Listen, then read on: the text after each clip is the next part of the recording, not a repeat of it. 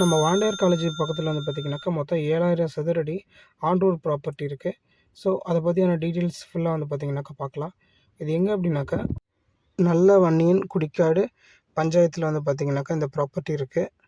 சங்கரதேவன் Kudikadu bus stop near ஆப்போசிட்டில் வந்து பார்த்திங்கனாக்கா இந்த ப்ராப்பர்ட்டி இருக்குது.